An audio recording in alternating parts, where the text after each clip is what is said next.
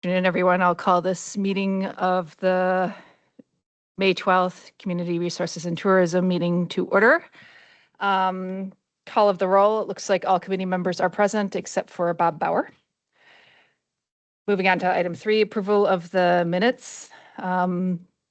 Anybody or everybody had a chance to look at them? Move to approve. Okay. Any questions, additions, changes? Looks fine to me. All those in favor? Aye. Aye. Motion passed. Catch up, sorry. Moving on to item 4, public comments. Anybody here for public comment today? Going once, going twice. All right. Moving on to item 5, extension staff report. Kristen, area extension director report. I'm going to go up here if it's okay, just because it's easier for me, I think, to see everybody. Hello. So during my report today, I thought I would give kind of an overview of extension. This will take about an hour and a half, so I hope you have some time. But we have 2 new committee members here, so thank you. We're excited to have you and to have you learn a little bit more about extension. I know that extension can feel a little bit confusing at times, and so we operate a little bit different than other departments. So we are local and statewide at the same time. So today, what I really wanted to do is give you an understanding of who we are. I don't want to overwhelm you too much. So who we are, how the partnership works, what your role as a committee member is, and then how extension shows up. I'm going to do this through the folder. So I'm not expecting everybody to memorize what's in the folder, but they're resources that you can come back to. And so we're just going to kind of walk through and I'll tell you what each of them are. And then at your own time, you can kind of go through those a little bit more in depth, and perhaps at the next committee meeting, we can even have a discussion about whether or not that you have any questions. But first, you should have seen this video if you clicked on it, but I'm going to show it again just in case.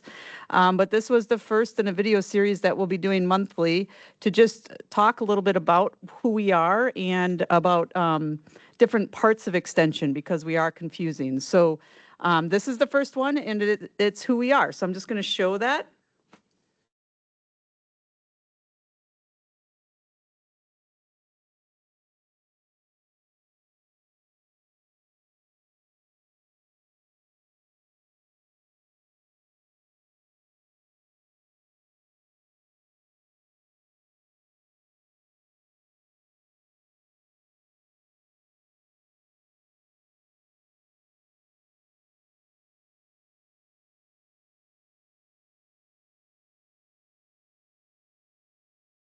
Shapes what we do through context, partnerships, and feedback. Have a say. It can be supporting farmers and protecting our water, helping young people leadership and career skills, and parents, families.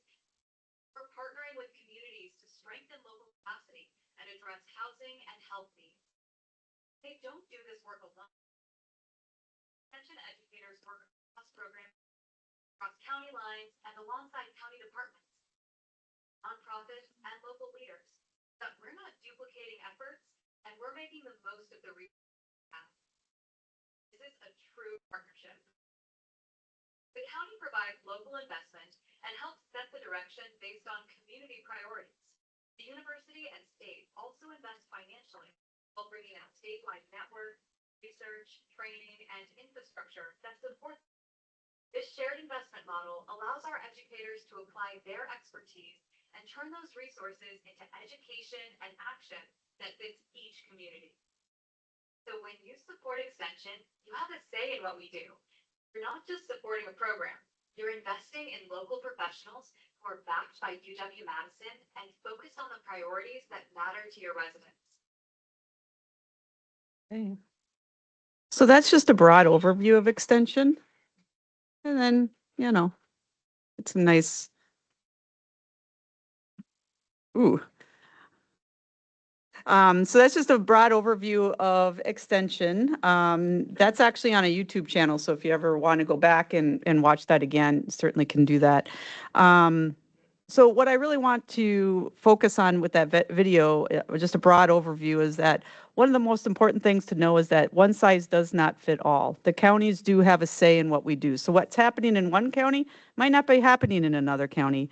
And you shape what extension does through our partnership, through community feedback, and then also the educator positions that you invest in. And you're going to be meeting them tonight very briefly, and then get to know them, as Spencer and Monica know, much more in depth as we move forward. So I want to walk through the folder. On the left side of the folder is really about understanding the partnership and how extension works.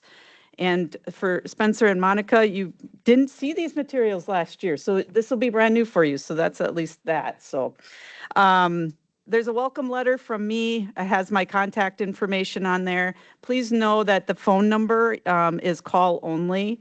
There is no texting on it. I can explain why at a different time. But so that's just the welcome letter. So just want you to just know how excited we are to work with you as we move forward. The second one is an infographic. Some people learn better by pictures. And so this is an extension infographic and how we work, shown up in pictures. Extension often works quietly behind the scenes. Well, I shouldn't say quietly, because we have Dunn County staff here and they're not very quiet. So they work behind the scenes, but a lot of our work is bringing people together, educating, preventing issues before they become larger, more expensive problems, and helping communities respond to challenges. So that's what that infographic shows, so you can certainly look through that. This is the next one is a really important document, and I would expect it to be riveting and something that you'll want to dive right into. Don't do it in bed when you're going to fall asleep, because you will fall asleep. But what this is an overview of our county partnership. And so this will give you a little bit more in depth, probably way more than you want to know about the partnership between the county and extension. So that I'll let you read, and this is something that if you want to come back to it, and if you have questions as you read through that, that's hopefully what I will be answering through videos each month, and then also through the committee meetings. So it is a very in-depth and broad overview of who we are and how our partnership works. If you read only one document in this folder, I would recommend this one, the next one, what you really need to know about extensions. So one of the roles for you, and I'll get into that a little bit more, is also to help other county board members know what we do, because we are a little bit more complicated, and we are involved in a lot of different things. So this is just a 10 bullet. What is it that you really need to know about extension? The next two documents, I think one of the biggest things to know is your role is not to manage day-to-day programming. Our educators are professionals in their field. So when they are giving presentations, or when they're out, or when they talk with you, they really are, each of them have their own expertise, each of them have their own program area, and so they really are experts in their area. But we work best when we communicate openly both ways. So as you're thinking about what your role is, is to understand community needs through your constituents. So you represent, obviously, different portions of Dunn County. So understanding those needs and bringing those back to us, understanding the impacts that are being made across the counties, supporting the partnership that we have, asking questions. So if you're not sure what an educator might be doing, or some of the impacts that we have, the monthly meetings are a great time to ask questions or really dive into some of those questions you might have. And then help connect extension to county priorities. So as you learn more and see the priorities of the county, helping us to make sure that we are connecting to those. So we work best when there is open communication both ways. And we really do rely on this committee for a lot of that. Common questions. I've been in this business for 25 years. I've been to a lot of committee meetings, and I know a lot of the questions that usually come up. So I did put together some common questions that I've heard over the years. So I put those out there for you, just for your information. One of the most important pieces, I think, of this folder is how extension is funded. We're funded a little bit differently than other departments. The county is not funding extension alone. Your investment actually, your investment helps fund local educators and have them get their work done in our community. But it's also connected to the broader UW. And so there's a flat fee. It's called a co-funded. It's a co-funded model where there's a flat fee for every educator that the county pays, and that's across the state. I think last year it was like 49,000 something change. And so that's a flat fee for each of the educators. And then the state picks up the rest of that. And that also includes your dollars also includes statewide specialists. It includes research. It includes curriculum, professional development, and administrative infrastructure. So your local dollars are leveraged and they go further than through the extension network. And you'll learn more about that as we get into budget season because we're entering that now. Woohoo! So, so there's a document that helps you understand that more. And the next document is called the 136 contract. You're going to hear me talk about this, especially as we get through budget season. But as the 136 contract really depicts, it's a yearly contract that depicts the educators' positions that you invest in. It talks about the county funding commitment and the overall partnership structure between the county and extension. So it's a formal document that reflects how the county helps shape local extension programming and priorities. You'll review this annually. The county manager, Dan, will sign this when the budget process is concluded, so in November. And you'll see this is the contract that currently exists. So 49,063 was each educator's total. So if you walk through this, you'll see what the contract is that we're currently in. So this is this year's contract. And the budget that was in that contractual services line that was approved last November. So that's what the contract is. Yeah. I'm sorry. Just a quick question on where the salaries on here, it has the 4-H listed on the top and on the proposed on the bottom. Yep. What's the difference between those? So we have a couple different positions. So we have the educator positions that are co-funded, and you'll see those on the top. Those are called the co-funded positions. And then below that, those are the positions that the county fully supports and pays for. And so we have a 4-H support position, and that's Ann, who's sitting right next to our 4-H educator, Zach. And so that is a 0.4 position that helps to support the 4-H program. And then the operations, so that is Deanna, and so that's fully funded by the county. And then we do have summer interns that work with the 4-H program for summer programming, as well as AmeriCorps, an AmeriCorps member as well that we invest in with the state. Yeah, so that's what you'll see. Now, on this one, you do see the Human Development Associate Educator. That actually did not happen this year. There was a few hiccups that happened, and so that funding did not happen, so you won't see that come across as a fee for service.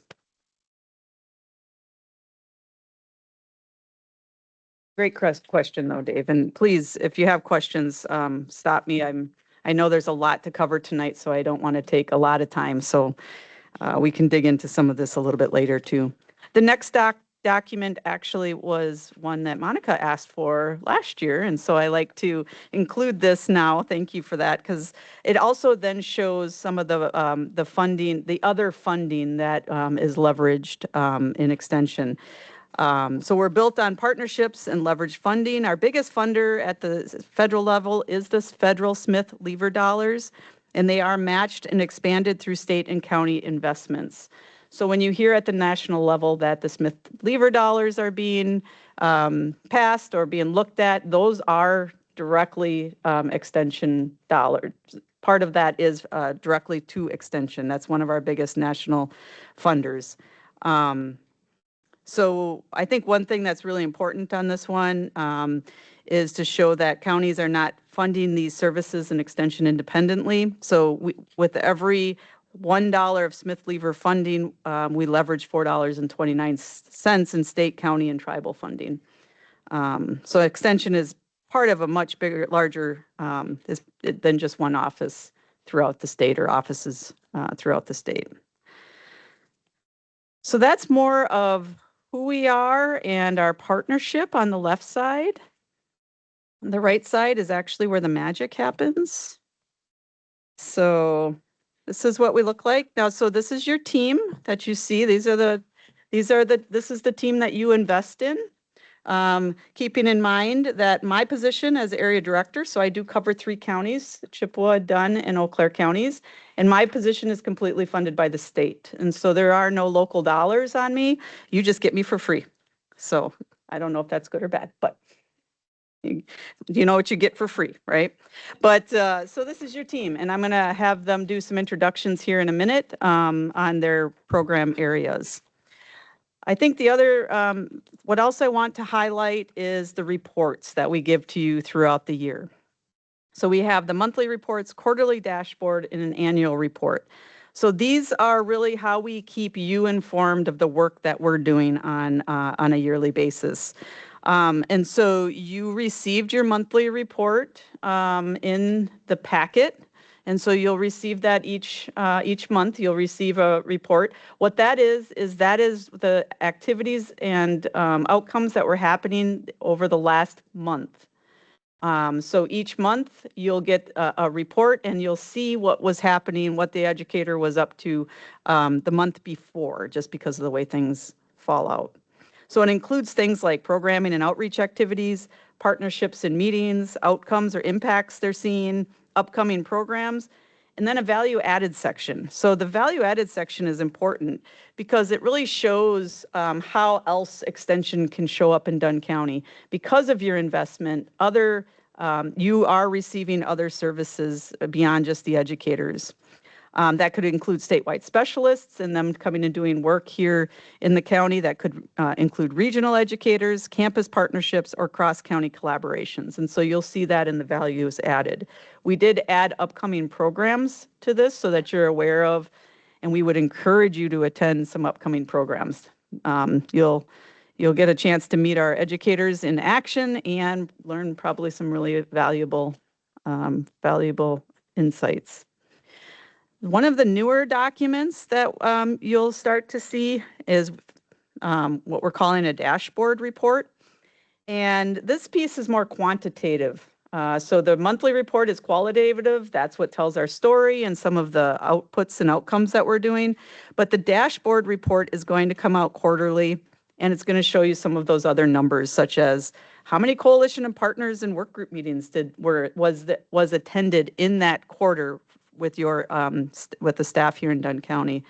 Number of presentations or programs, which include online and face-to-face. Number of participants served, how many people are calling the Dunn County office, all of those kinds of things, plus our online presence. So you'll get kind of more of a quantitative look at what we've been up to in a quarter. If we did it monthly, that's just hard to navigate. And then our annual report, which I did give the annual report presentation last month, so you did see that in the packet. You can also, I think, access that online. So the annual report is more of a year-end summary of what we've been up to, and that is shared with the entire board, and then that's what I usually will go off of, as well as maybe some story or impact that in one of our program areas. So you might have saw some of our 4-H youth last year, which was really fun. That report pulls together some major accomplishments, partnerships, outcomes, community impact stories. And so that is really the goal, is to tell a bigger story of how Extension is showing up here in Dunn County and some of the stories around that. The rest of this information is really our institute specific information. And so I'm not going to go real in depth on this. The institutes are where our educators sit. So we have a number of institutes, and within those institutes, we have program areas. That can get kind of complicated. So you'll learn that a little bit along the way as they start to give their reports, as you can start answering questions. But this gives you a broad overview of what those institutes are and how they show up here in the county a little bit. So we can revisit that too as we go forward. Shows some of the depth and breadth of our extension programming. So I've asked the educators to be here tonight so you can meet them. And I've asked that they kind of give a 2 to 3 minute understanding that they're very passionate about their work and easily could become 20 to 30 minutes each. So if we need to, we're going to have to, like, what's that old where you take them off the stage? But so I don't think we had any particular order. And I know that you're in the back, so you might want to come up. But if we could just do introductions and just a broad overview of your programming. You want to start, Zach, since you're by the microphone? Sure. Do I have to come up too, or can I? Yeah. Okay, great. Well, thank you. Hi, I'm Zach, the 4-H educator. If you want to introduce yourself. I'm Ann Lee. I'm the 4-H assistant. She told me I have to do all the talking tonight. I got my timer. Hang on a second. He's good. Okay, good. So if you don't know 4-H, it is a volunteer-led membership youth development organization. Youth in grades kindergarten through 1 year past high school are invited to participate. And we work in a series of clubs. So we have community clubs. We have 11 of them right now in Dunn County. So every youth that joins 4-H, they join either a community club, or we also have what we call special interest clubs. In Dunn County, that's the horse program, dog program, and our youth activities council, where they can join those and they just focus on that one specific activity or project. So 11 community clubs that we have right now. And the numbers are doing very well for 4-H right now. We are up to 321 members. Just a few years ago, we were at 266. So we're really growing. We have 56 volunteers, which as I'm thinking about, I should probably really include that number as well, because sometimes I work with the volunteers more than I work with the kids. So more people that I'm touching, helping out. One thing that I think is really important to mention about 4-H is that we are a research-based organization, like everything extension. So there's research to what we do and how we do our programming. They've found out is that when we do our programs, or if we focus on the belonging, sparks, engagement, and relationships, that kids don't only learn, how to lead a steer or how to crochet, but they also get life skills that they can then take and become career skills and become better productive citizens. Right. 1 minute. Okay. So just some things we focus on real quick. Obviously, we help out with the fair quite a bit. We're always at the Dunn County Fair. 4-H camp is a big popular thing that we do that everyone likes to go to and talk about. Some of the projects that we really focus on the county level, we have art projects, STEM projects, animal science projects, things like that. And one last thing I just want to mention that we do is I don't always just work with 4-H, but I'm also kind of branching out to just the general youth in the county. I did a school club this year. We've worked with some of the other organizations as well within the county to create more collaborations for people that we can work with, and way that we can just help spread this positive youth development message. Deanna, why don't you share a little bit about what you do? Yeah, so my name is Deanna. I have 2 types of titles. One of them is our Community Outreach Associate. And that basically what that entails is a lot of the behind the scenes work. So if you think about budgets, who tracks that? That's me. We recently implemented, right, the new BSNA system. I'm the one that works within that system. Um, any kind of marketing materials that are needed, that's what I do. So that's the community outreach side. You'll also see me out tabling and just trying to meet with people from the public and really trying to figure out what needs are there. So out of that, what we have found is that community development had a really big need.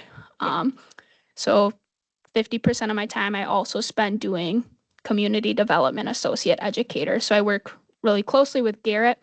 That's a very new role to me. So we're still in some of the learning phases.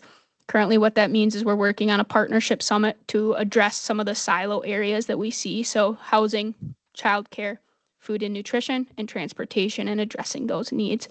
That also covers leadership development. So going into nonprofits or other organizations that are looking to build their leadership development and team bonding skills. That is what my kind of day-to-day looks like. So a lot of times you'll see me more behind the scenes, and CR&T is one of the big things as well. So a lot of the emails that you'll get will probably come directly from me. Excellent. Thank you. So Garrett, why don't you follow up with that? That was a great intro for you from Deanna. I feel like Deanna hit on the highlights. Good afternoon, everyone. My name is Garrett Sastapol. I'm a regional community development educator with Extension, so I serve Chippewa, Dunn, and Eau Claire counties. That also means that my cost is split 3 ways. Community development and my role, as Deanna indicated, really focuses on bringing folks across the public, nonprofit, and private sector together to identify common community challenges and work towards collective solutions. So sometimes that means working with a single nonprofit on something like strategic planning, working on something within a county or local government, as well as through coalition work. So here in Dunn County, I co-chair the Child Care Action Team with a Health Done Right coalition through the Public Health Department. I've been working with administrator, right, because we're using proper titles. Administrator Dunbar, or Manager Dunbar, and Assistant Manager Netter on our operational planning project, and then working on some kind of cross-regional collaboration. So as Deanna talked about the Partnership Summit, we recently did a regional civic health satellite site as part of a larger effort out of Madison, and then are working on some regional leadership development opportunities for public servants. So glad to be with you all. Excellent. Sandy, we've got Sandy with us for a little bit longer. You might want to give a little background on where you're at. Hello, everyone. I'm Sandy Tarter, the FoodWise coordinator in our area, Chippewa, Dunn, Eau Claire. And FoodWise is the education arm of this federal SNAP program. We've been here for 30 years in Dunn County. So with the what our focus was outreach to low-income families through collaboration with partners who also work with low-income families. So that was our charge. We provided nutrition education, food safety, how to stretch your food dollars with our food share families. So with that big bill, we were eliminated. The food share education was eliminated, but instead of being laid off in December, I was lucky enough to be given some carryover funding. And so I have till the end of our fiscal year, which is September. So I was able to stay on for a few more months. So we're phasing out in 4 months. And with this time that I've had, I'm working on a few projects and helping out the nutrition incentive programs with Farmers Market, including Menominee. So we're kind of implementing a new program utilizing some state funding to provide that match, the added funding that gives food share families more produce. So I can tell you more about that later, but I'll be here a few more months. So thanks. So we'll move on to our ag folks. Ryan, do you want to jump in here?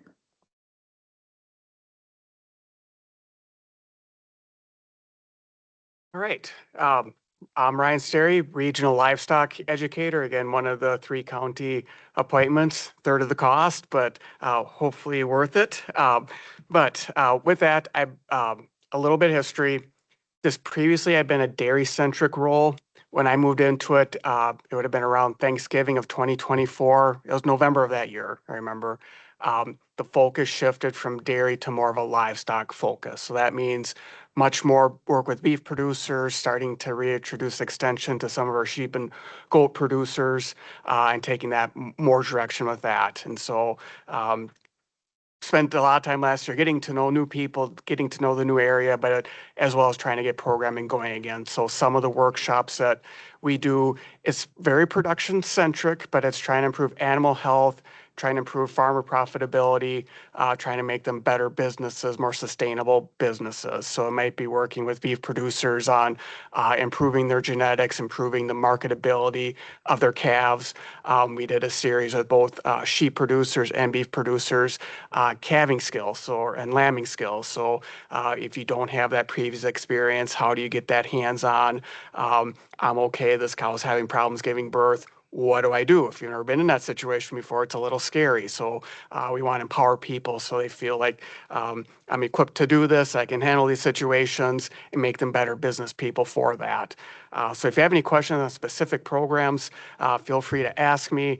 Ag Institute is a little, I want to say quirky, but it's a little quirky that we're focused. So I'm more on livestock, Jerry's more on crops, more on horticulture. So we're not duplicating. We have very different roles, but we do try to work together as much as we can. So if you look in this month's report, there was a forage council meeting. Well, growing crops to feed animals, that crosses both Jerry's work and my work. So we try to collaborate there as much as we can. Same with some of the water quality issues that have come up. So you might see some Jerry and Ryan take together on things, and you might see some very separate things that we're working on. But that's all intentional. There's definitely some thought put in behind that. Thank you. Margaret.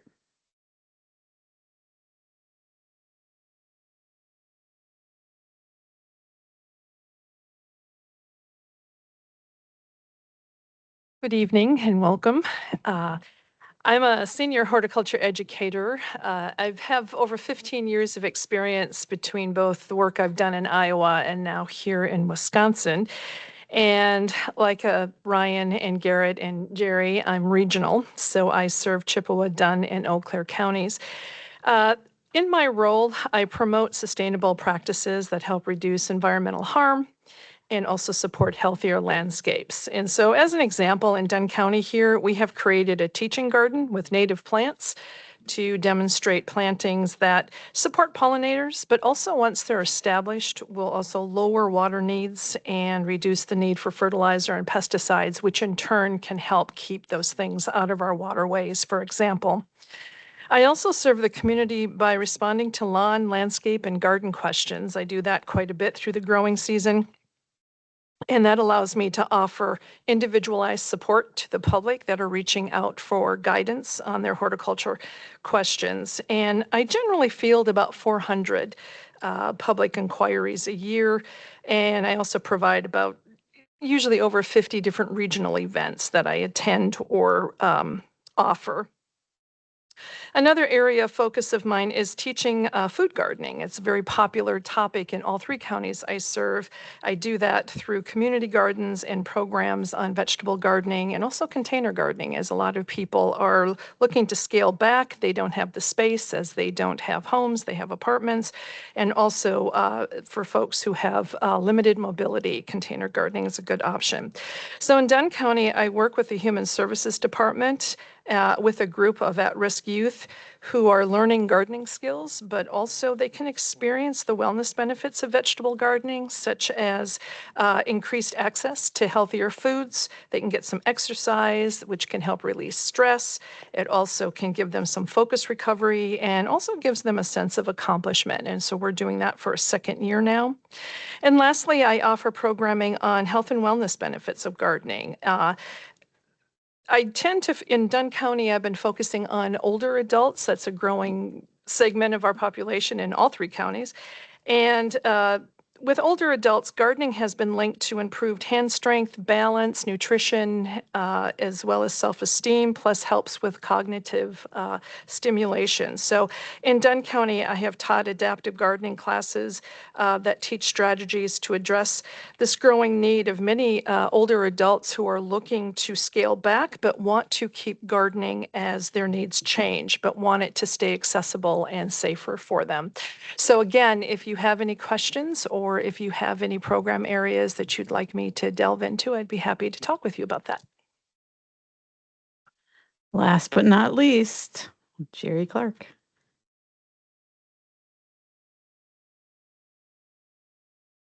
Hello, my name is Jerry Clark. I'm a regional crops and soils educator, again in the Ag Institute, based out of main office out of Chippewa County and Chippewa Falls, but also serve Dunn and Eau Claire. Most of my programming, I guess, revolves around the agronomy side of things, focusing lately more on nutrient management, especially manure management and nitrogen management. Identification through the 3 counties as a need has been nitrates in groundwater, surface water issues, those kind of things. As we know, we've got issues in all 3 counties related to phosphorus in lakes. We got nitrogen issues in water, groundwater. So most of my work has been focused the last few years on the manure management, how to apply it in different methods, different timings, different rates, looking at it from a research standpoint of how can we manage the manure better, the nitrogen application. And we've been able to secure grants. That's also part of our work, is to try to bring in dollars to help fund research projects and things like that. A lot of the programming will focus kind of across the board, not just on the nutrient management side, but also on forage management, like Ryan mentioned, looking at corn silage quality, alfalfa quality, those kind of testing types of things. We are connected directly with the University of Wisconsin-Madison, specifically in the Ag Institute with the College of Ag and Life Sciences. So we have a number of faculty researchers. They may need projects implemented across the state. And so that's where Ryan and I can reach out to a farm and help put a project on a farm if they're specifically looking for something identified within a region. The other parts of our job is to build partnerships, again, working directly with land conservation departments on the conservation side. Again, the nitrogen management, nutrient management side fits directly with that, as well as the federal offices, NRCS, Farm Service Agency. The producer-led watershed groups have been a great connection as well. There's a couple here in Dunn County that we work pretty closely with as well. The other part is some trainings, again, with pesticide applicator training. We still host that program. And then also one that we've developed is manure applicator training. And so we've started to work more directly with farmers, custom manure applicators, to make sure we're getting the manure where it needs to go, staying on the field. Manure spill response has been part of our programming as well.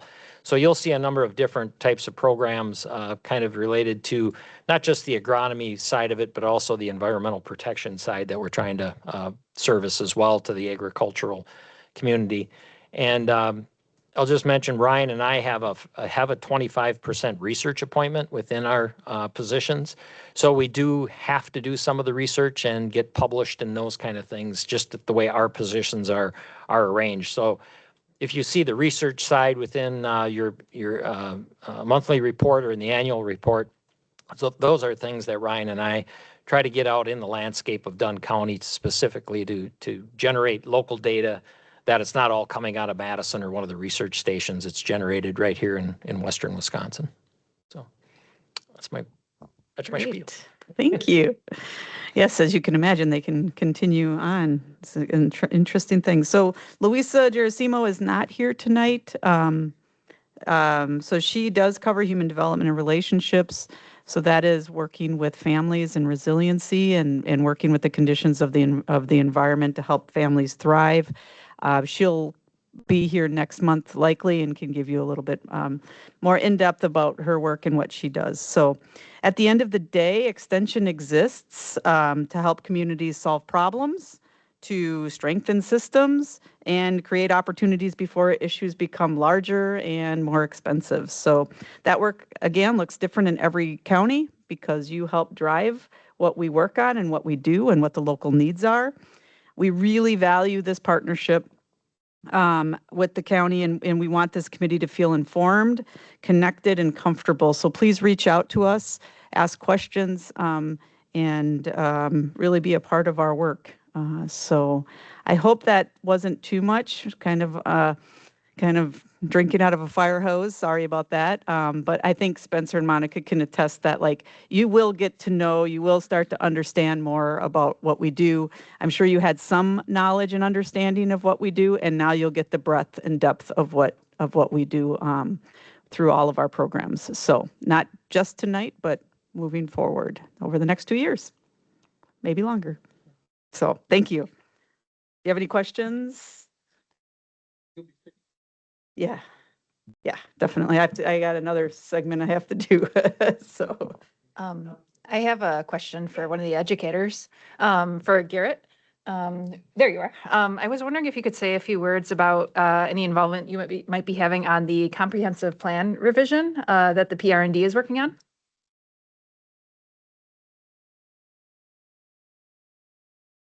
I am not involved with the comprehensive planning process. I think that was starting up before I even entered my role. So I have not touched that. We do offer resources, both through the local government education program as well as through the Center for Land Use Education, if there are particular things that the planning process could use assistance with. So. Okay, thank you. I was just wondering. And I had some questions too, if I could, please.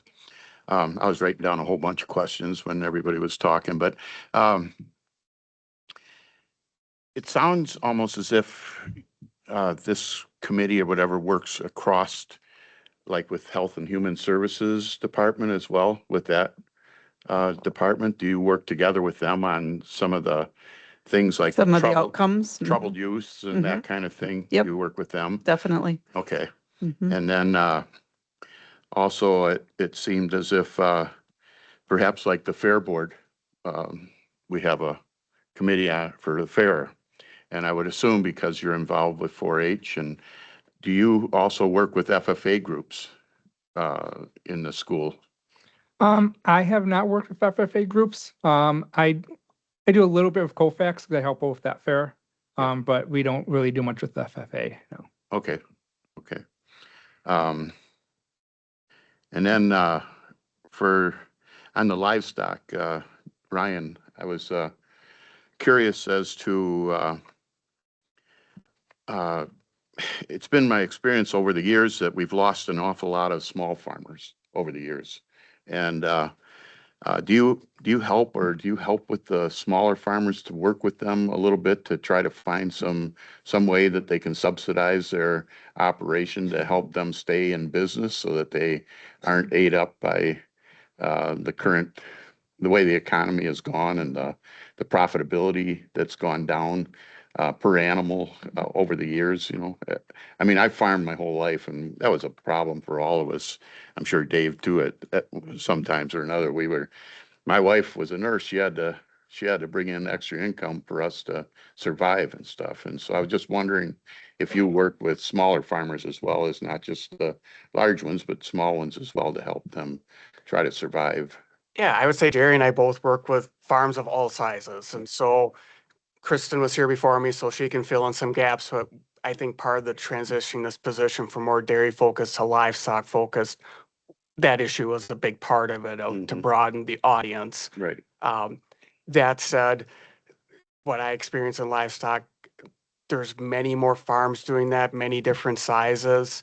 They're usually livestock and something else, whether they're growing crops or off farm or not to say that there's not any that are solely doing that, but usually it's livestock paired with something else. I run into a lot more questions on, is this a hobby or is this a business, which gets a little tricky sometimes, as you can imagine, but helping people sort through that. What are your goals? And there's not a right or wrong answer there, but saying I have 3 beef cows and gosh darn it, that better pay my property taxes. That's not a business plan. So we have a lot of those conversations. Yeah. Okay, thank you. I appreciate it. Are there any other questions? I just had one more for Kristen. This is more of a bigger picture. It goes back at the facilities committee meeting last night. They had a discussion on the Dunn County Fair becoming its own entity. And just curious if you're familiar with that and what impact you think that might have from extension and with Zach and the different things that are, because we work very closely with the 4-H and Dunn County and impacts that might have. Yeah, I'm not familiar with what the plan might be. Zach might be able to address that. But I would say that, so we're a participant in the fair, and we do have a lot of influence, I would say, but we also want to make sure that other youth and other youth serving organizations don't feel like 4-H is taken over, or, that it's only a 4-H fair, because it could be FFA could come in and offer projects and different things for the fair as well. So we like to say we're a participant, and we also will assist the Fair Board in any questions, or we've could help with policy, some of the, so we can assist in other ways. But specifically with that move, Zach, do you have any insights there? I just, no, short answer, no. I know they've talked about it a little bit, but they haven't really touched, it hasn't been a big conversation from what I've heard or I've been in with. But a little bit more about my role with the fair. I am a advisory member of the Fair Board, working with youth and education. So I go to the meetings, but I'm not a voting member. I do give input on, like, for example, I'm going to help with the superintendent meeting that we're going to have in a few weeks, because I'm going to be educating the superintendent. So kind of things like that. So I help out with what I can, but because I'm not a voting member of the board. Thank you. I just have one more question as well. This is be directed to Jerry and Ryan again.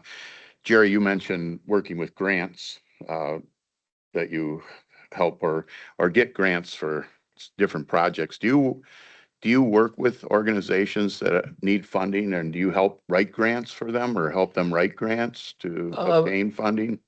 Not specifically for others. It's probably driven around a partnership that extension can be the lead on, and then we will get partners to help with it. I don't provide a grant writing service. The UW may have, and maybe Garrett's got more familiar with maybe some of those services, but there are grant writing trainings and things like that extension does put on, probably at a statewide effort. But for the programming or the local research that we do, any of the grants that we try to pull in, for instance, there's a nitrogen optimization pilot project. Maybe some of you I've talked about it in the past. But that's through the Department of Ag, Trade and Consumer Protection, and there's a number of dollars that farmers can apply for. And then we implement the research that farm specifically is looking for. So there's usually, if we're the lead on it, it's something either data or program driven that's a need, and then find the partners to help implement it. But we don't, I personally don't provide the grant writing service, but Extension does somewhere within the state provide that. Okay. Yeah, and it kind of depends on, as Jerry mentioned, what the grant is about. We might take the lead on grants in different areas. That we might write our own grants on programming that we might be doing in the community. But as a service, we don't typically do that. We don't have like a grant writer, if you will, but we'll collaborate and work on grants with people we partner with. And then you would point people in the right direction to write Yes. those grants. Oh, or absolutely. get those Yeah. grants. And we have a number of grant writing workshops. I don't know if there's any coming up, but a lot of Dunn County nonprofits especially they have participated in those.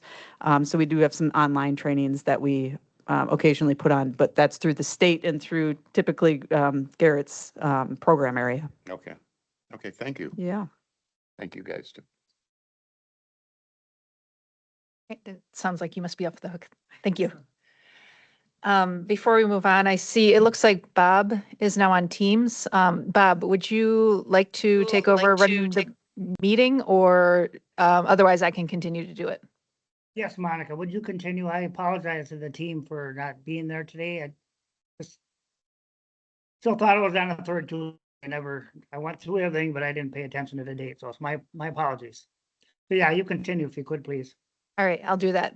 Glad you could make it. All right, moving on then. Item 6, items placed at the request of the chairperson. A, economic development update. It looks like Adam Akala is here to give us his update in person.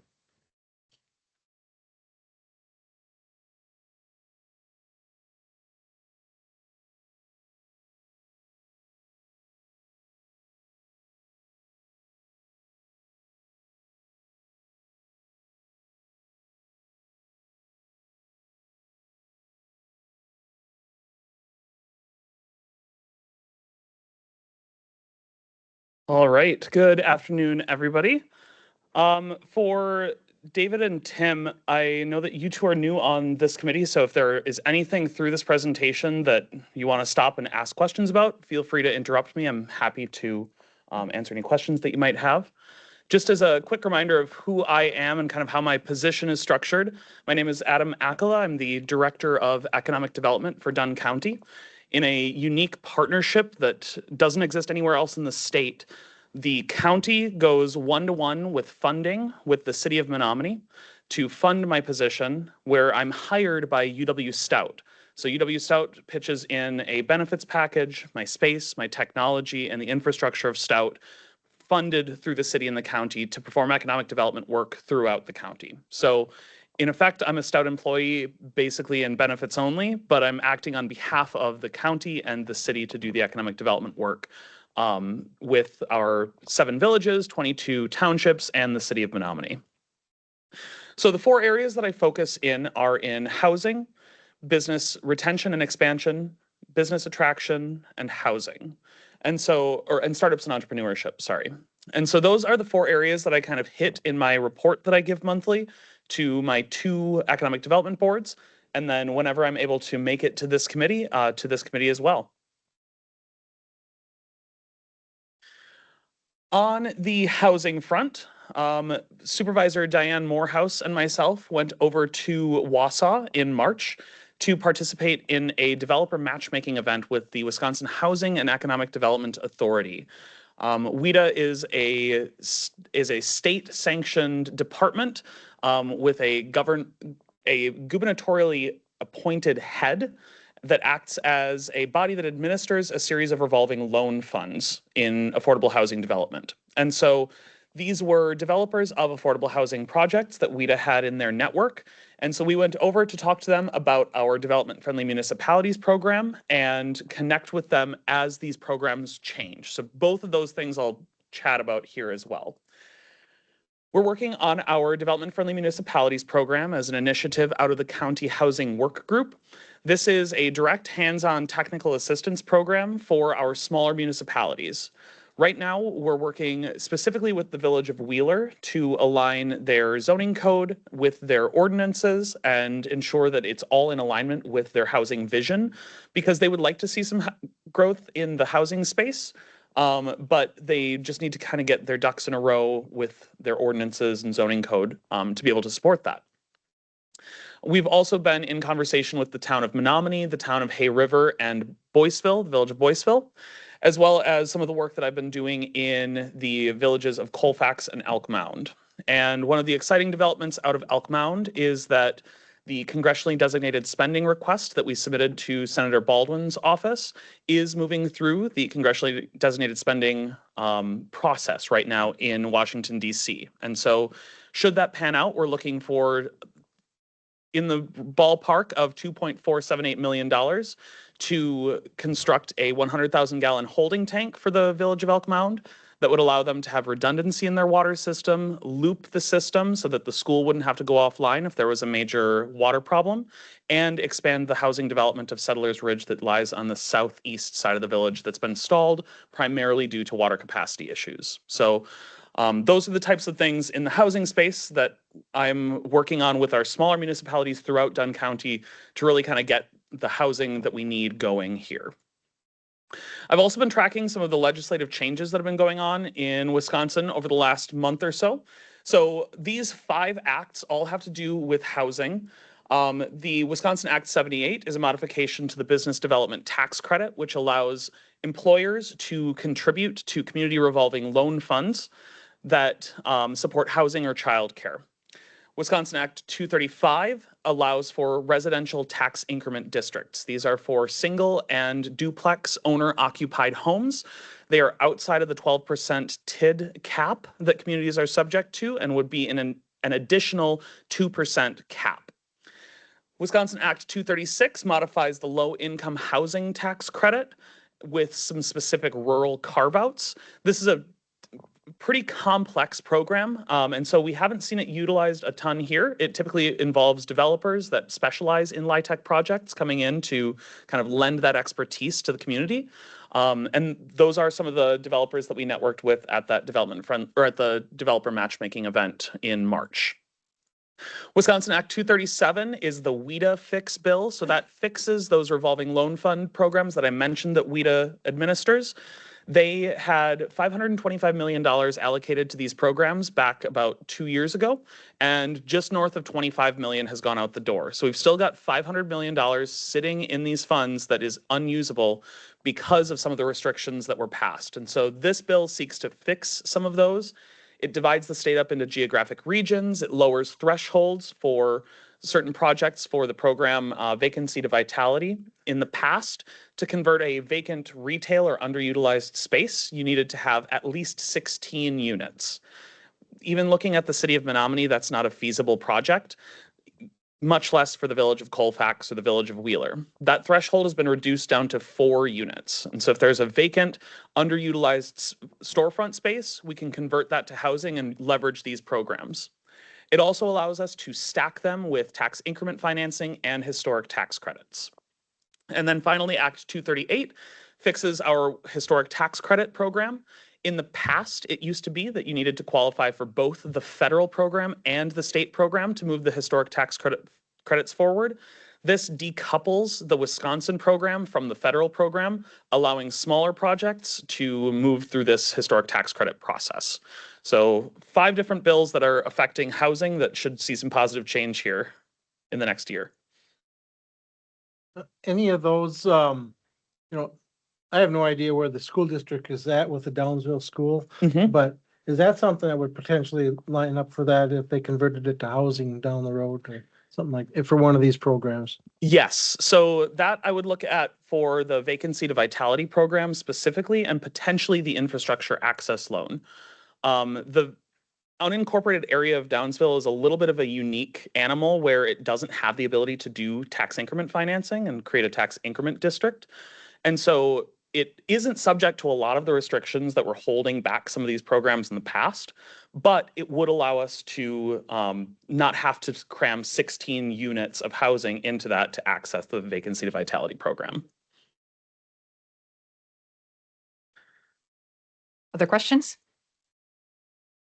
Yeah, Adam, when you and Diane went to that meeting over there, and you talked about one of these bills or programs that they discussed, did they actually talk about how they hold those that are receiving funding, how they hold them accountable so that there's no fraud and stuff? Do they already have that built into the program? Yes. To watch that? And Yep. Did they discuss that? They didn't discuss it in depth. There are pretty substantial reporting requirements with all of these WIDA programs, which some people don't necessarily want to approach. An individual, for example, doing 3 to 4 units might find the reporting burden of the WIDA programs to be insurmountable to make it worth their time to apply for these competitive revolving loans as well as report on them. And so there are substantial reporting requirements that didn't go away. It was more so some of the barriers to accessing them that were preventing people from getting a hold of the funds in the past. Mm-hmm. Yeah, I was just curious as to whether or not, people that, would want to try to defraud the system. And so the money that is available to be used the way it would be used in a proper way, that there's somebody watchdogging that to make sure that people don't abuse the system and just, use up funds that could be used usefully, like for what Dave said, for the school.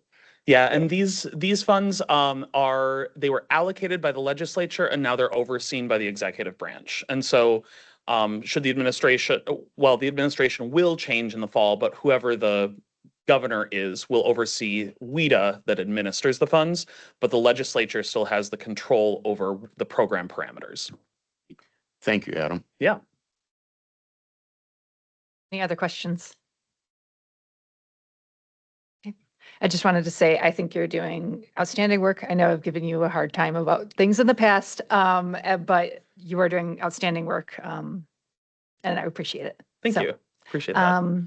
With that, I think you're off the hook.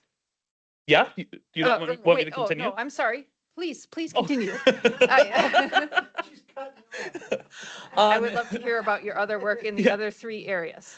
On the Thank you. business retention and expansion front, we have a local company, Stainless Technologies, that has just signed a purchase agreement with the city of Menominee for approximately 9.58 acres in the North Industrial Park. They are purporting to create approximately 35 jobs with this expansion, and have purchased that property from the city. Ole, that is Boyceville's major manufacturer, as many people have maybe heard, has announced an expansion in Eau Claire. And so part of my business retention expansion efforts were really kind of digging into what this expansion means for Boyceville's operation. I sat down with the plant manager over in Boyceville, and at this point, between them and the Wisconsin Economic Development Corporation, there does not seem to be any cause for concern in the Boyceville operation. They are receiving business development tax credits from the WEDC, which do not incentivize companies to move jobs from one Wisconsin county to another Wisconsin county. And so the operation in Boyceville is still a unique arm of the company that isn't going to be absorbed by the Eau Claire operation, at least for the next 10 years. So that's the caveat on that business development tax credit, is it's a 10-year tax credit. So we'll be wanting to be continually checking in with Ole along the way to make sure that Boyceville is still satisfying their needs and that they are still making investments in Dunn County as well as their facility in the Eau Claire area. Dunn Energy Cooperative exchanged a co-op exchange tour, organized a co-op exchange tour with People's Energy Cooperative out of the Rochester area to really talk about best practices with cooperative energy, operating a little bit differently than our investor-owned utilities that operate in the incorporated municipalities typically. These are operating in everywhere in between. So we toured Chippewa Valley Bean as well as the Eau Claire Events District and Pondview Lavender Farm along the 1229 corridor. And then upcoming in June, we have a series of mayoral meet and greets with the new mayor of Menominee, Matthew Crow, organized into large business, small business, nonprofits, and institution sectors so that he can get to know these different areas of our community and really figure out how we can support them. Yeah. For information, Stainless Technologies and Ole, Yeah. what, I know Stainless what that is, but what do they do, those 2 companies? Yeah, Stainless Technologies is silo manufacturing. So they are welding large stainless silos. They also, the company that owns Stainless owns Wisconsin Whey Protein Isolate, WPI. And they were pretty much exclusively making their silos for WPI. But as people heard that they were making these silos, they started to get more requests than they could handle. And so this expansion allows them to work on 8 different silos at a time, drastically expanding their production capacity and ability to serve all the requests that they've gotten. And then Ole is in powdered food products. So the Boyceville operation deals with whey, whereas the Eau Claire operation is going to deal with like vinegar powders and mustard powders and different types of other condiment powders. So kind of diversifying the mix of what they're looking to do in the area while still maintaining that Boyceville operation. The whey product is huge. I mean, it's dehydrated. Yes. Oh, yeah. This is a little bit off the subject, but Yeah. for Mother's Day, I made my wife a stainless steel clothesline Oh, out of excellent. old parts from the farm. Awesome. It's not going to break off. It's okay. You can hit that thing with a truck. and Yeah. so. One of the kind of pinnacle moments for our small business and entrepreneurship sector is the small business development grant that we received from the Wisconsin Economic Development Corporation about a year ago. This was a $250,000 pass-through grant that we received from the state to give directly to our small businesses. The application for our second round closed on April 24th. Our first round closed in November of last year, and we awarded approximately $114,000 in grants. This application cycle had 25 valid applications, totaling $99,000 in requests. It resulted in 8 office hours meetings, working one-on-one with these entrepreneurs to talk about their ideas, make sure that they were on the right track for the grant, and then a referral to the Chippewa Valley Angel Investor Network for one of these that could be a scalable product-based business. On the business attraction front, so these are requests for information. So requests for information from large companies looking to site in Wisconsin come through our regional economic development organization, Momentum West, and then I'm responsible for packaging the response from Dunn County. So I work with the villages and the city of Menominee to find suitable sites that could work based on the minimal information that we receive. Acreage needed, water capacity, industry type, typically defined by NAICS code of approximately 4 to 5 digits so that it's not super specific, but we at least know what industry we are potentially dealing with. Electrical capacity, connectivity, access to transportation. So this, since August of last year, we've responded to approximately 75% of the requests that we have received. In the last month, we haven't seen any. There is some transition at the state level. And so that is kind of what I'm marking as a potential for the lack of activity in this front.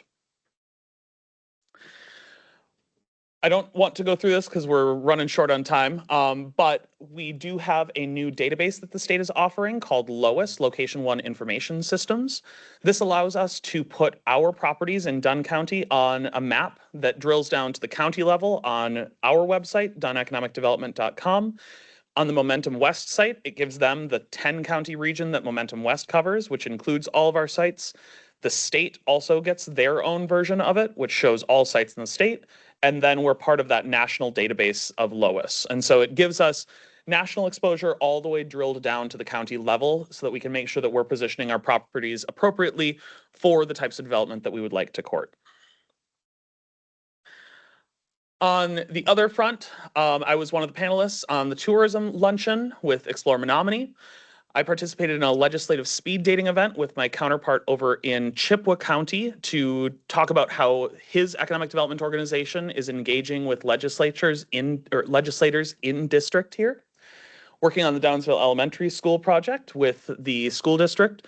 Where that's at right now is the school board has tasked us with seeking proposals for a highest and best use analysis as well as an environmental phase 1 assessment so that we can potentially court a proper developer for that project and make sure that it fits a use that the school deems beneficial at a bare minimum, non-competitive with the school district. We wouldn't want a private charter school coming in to purchase it and then directly compete with the school district. But they get some say in that if we kind of analyze and do some of the upfront work to find the proper developer that could carry that project forward. I worked with a stout student on the WISIS Big Idea Tournament, prepping him for his pitch over in River Falls. The Eau Claire Economic Development Corporation hosts a fundraiser trap shoot, and so we took a team over this year, including Dan, who got 207th place, and me, who got 243rd place, out of about 250 places.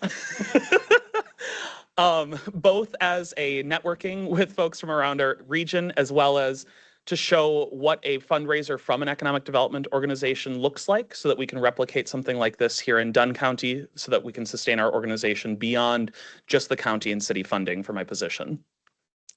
Wisconsin Rural Partners Annual Summit happened in Prairie du Chien. I sit on the board of that organization focusing on rural communities, and we'll actually be bringing them to Colfax in the fall for a small community forum.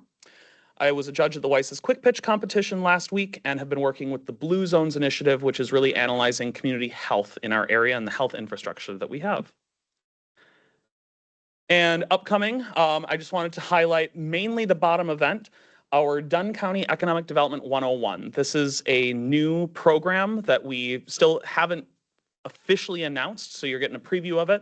Will be on September 22nd, 2026. This will be presented by the Wisconsin Economic Development Association, WEDA, our industry association. They'll be providing some county-specific data as well as general economic development knowledge to educate the community. And so This would be elected leaders, as well as business leaders and folks in the community that are interested in economic development would be invited to attend this free event. So we're just finalizing the logistics of this one, but it will be on the morning of September 22nd, followed by a luncheon hosted by Dunn Economic Development, and then an afternoon SWOT analysis that we'll be asking for community input for. Any final questions? I have one more comment. I was thinking about the stainless steel company, and I know Ellsworth Creamery had built a new plant out here east of town, and they're short on storage. They don't have the capacity to store as much milk. And at one point, I know they were 2 to 3 years out from being able to get another tank in. So it's really cool that we have this going on.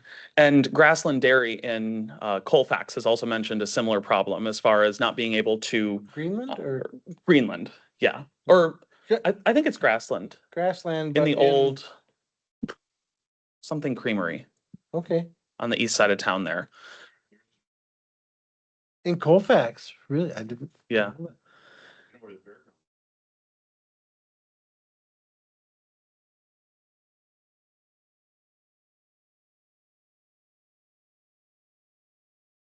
Mm-hmm.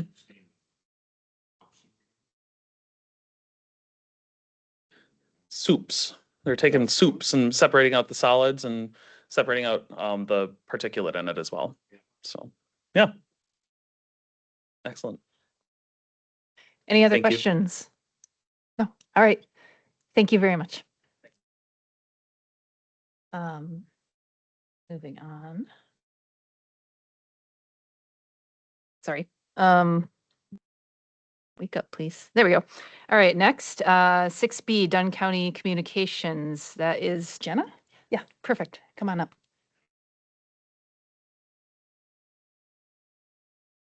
I will keep this portion short and sweet to leave a little more time for the operational planning piece next. But just an overview of the press releases that have gone out recently. As of this week, there was a release on the county board elections, along with the appointment of Chair Prochnow. We also had a release go out recognizing Mental Health Awareness Month in May and the green ribbons that you probably saw on your way into the building today. Coming soon, there will be a release on the 2026 county road highway projects, just so the community is aware of the work that will be beginning or maybe has already started to begin.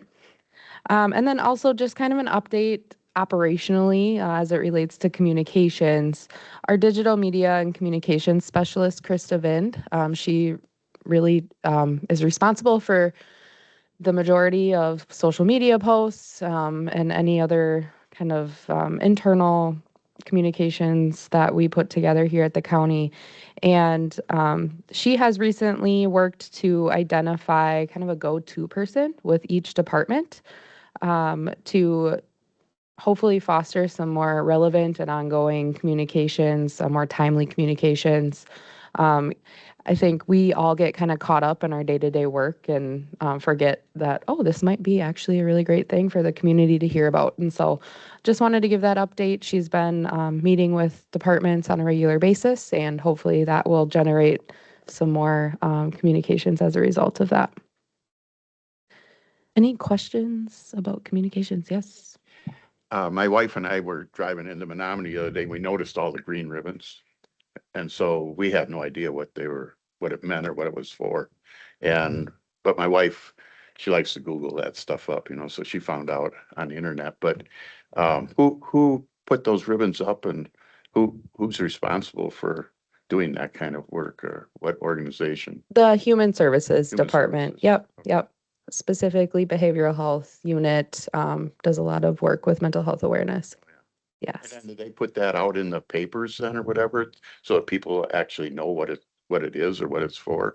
So we work with Doug Mell, who works on our press releases, and then he has affiliations with local news sources, and a lot of times they gain traction and end up in newspapers, but we don't necessarily have paid entries into newspapers or anything like that. But it may very well end up in the Leader Telegram or Colfax Messenger, things like that. Yeah, I didn't see it in the messenger or anything this Mhm. last month, but maybe it'll be in Maybe next upcoming. week. Yeah. Yep. Yeah, okay, thank you. Yep.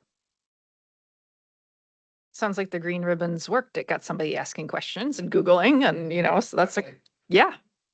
Any other questions? Otherwise, we can move on to 6C, review of tiered service catalog. Is that you again? Is me. I Right. will actually just give a really brief overview of what this is all about. All of you should have been kind of given this overview before, but I just want to set the table for the information that we're about to look through and why we're doing it. So we had really as a result of, I guess it's nothing new that each year the county has some challenges with the budgeting process, and we are anticipating for that to continue as revenues don't necessarily keep up with the rising costs to provide the services. And so we are looking to try and approach this operational planning process as a strategic budgeting tool. May be useful for 2027, but maybe at least for the next few years. And what this consists of in phase one is what department heads have been working on since we introduced this idea to them in January of this year. And really what that entails is listing out each service area that a department provides. So Kristen will go through what the service areas in extension. And defining those at a basic, a better, or a best level. Basic is being defined as what is the most bare minimum mandated level that service has to be provided at or not. So here's an example. This is overly simplified example, but for example, county parks. The Dunn County is not required to have county parks, so at its most basic level, maybe we don't have parks or we have them and they are not maintained regularly. At the better level, we have parks, limited lawn and trash maintenance, and then at the best level, regular maintenance and improvement of parks, maybe additional playgrounds, accessible playgrounds, things like that. So that is a brief example of the tiered service catalog framework. So moving into phase two, that's where we are at now with standing committees in May, reviewing the service catalogs that departments put together. And we'll also be working with the executive committee actually tomorrow on setting overarching strategic lenses for the process. So after we present service catalogs today, Garrett actually had to go to another meeting. So we're on our own. We're flying the nest, and we'll walk you through a threats and opportunities exercise. That is what the buckets are about. That is what you each have 5 quarters, and I'll walk you through that exercise after we get through service catalogs. I think from here I'll give the floor to Kristen. Sure. Okay, excellent. So mine's not going to be that brief. Sorry. But I did put in front of you, I didn't know if I was supposed to share this or not in your packets, but I did put the document that Extension came up with in terms of this tiered process. And I'll walk through that a little bit with you, kind of give you some high level overview, and you can read through that on your own as well. So we're going to start with, so we bucketed these into 2 program areas, which we have, that's how we are kind of operationalized in Extension. We have the youth, family, and community program area, and then the agriculture program areas. So we'll start with the youth, family, and community. This part of Extension includes programs like 4-H youth development, leadership programs for young people, summer camps, after school and club experiences, parenting education, financial well-being education, community development work, and issues like childcare, housing, workforce, and leadership development. So at the basic level, in the tiered services, that would mean there would be no county funding for this programming area. So That means that there would be no local extension youth, family, or community programming, so no local 4-H program or youth development program, parenting or family ed programming or work within the community, and then of course no support for community facilitation, leadership training, or planning work. So that would go away from Dunn County locally. At the better level, we have stable capacity. So what that would look at like is this is where residents have a trusted local point of contact. Youth have access to consistent programming. Families can access educational support. And community partners have someone at the table help moving conversations and projects forward. So this is relationship work. So this is where we do best is relationships. And so at that better, that's where we would have that. At the best level, there's capacity to go even further. That means that broader youth outreach, stronger collaboration across partners, expanded family programming, and more ability to support larger community initiatives over time. So the current state section, I think, is where it's important. This program area doesn't sit neatly in one box. Our youth and family work reflects strong local capacity because we have dedicated staffing in that area. Community development is a bit different. That work happens through a more regional model, as Garrett had suggested. So that still gives you the expertise and service, but creates limitations around visibility, responsiveness, and long-term momentum simply because local presence looks a little bit different. Shifting to agriculture, so that includes crops and soils, livestock, and horticulture, which you heard tonight.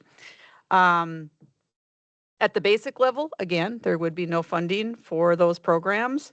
They would lose access to the research-based agriculture education, and I think that's important because we're non-biased, and a lot of times there's some biasness in ag, especially if they're wanting to sell and give information at the same time. So that would be lost along with hort support, technical assistance, and required trainings.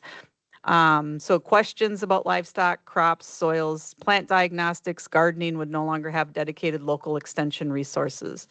At the better level, which is where much of this work currently sits, services are available through that regional staffing model. That means producers and residents still have access to expertise, workshops, field days, and required trainings. The trade-off is that when educators are serving multiple counties, capacity gets stretched. So services may be a little less proactive, less visible, or slower to respond than if dedicated local capacity existed. At the best level, there's a stronger local presence combined with regional and university expertise. That means more proactive outreach, deeper local engagement, expanded education, stronger support for emerging issues, and greater opportunity for local research, demonstrations, and innovation. So the big takeaway in extension is that service level decisions are not just staffing decisions. They are decisions about community capacity, about our local presence, and about the responsiveness of educational outreach. The point is understanding what that trade-off looks like. So, and then also looking at prevention versus reaction and whether we simply maintain access or build long-term momentum. My goal tonight is not to advocate for one specific area, but to frame what those decisions look like for you through an extensions lens for this committee so that you can think strategically about the roles and level of service that you want this department to provide in Dunn County. If you'd like me to, I'd be happy to advocate, but you know, I'd probably be at that best, but I also want a beach house and I don't know if I'm going to get that either. So anyway, so that's just a broad overview of that document and where we currently sit, I would say, in the funding model. Any questions for Kristen before I dive into the other 4 services really quick? Okay, so I did pass out our other, we kind of characterize them as external organizations and services. And we don't consider ADAM external by any means, but that does include economic development, And so I'm going to actually, I'll share my screen so that Chair Bauer can also see. Just happen to have it up still. Okay, so economic development, really that driver of business growth, workforce attraction, housing, redevelopment initiatives, everything that Adam just talked about. And really the primary driver of any expansion to the tax base or driving net new construction, which is the county's only means to increase the tax levy revenue year over year. So economic development at its most basic level would look like it's being handled on a reactive basis. We wouldn't have any dedicated county staff or leadership assigned to any sort of economic development strategy.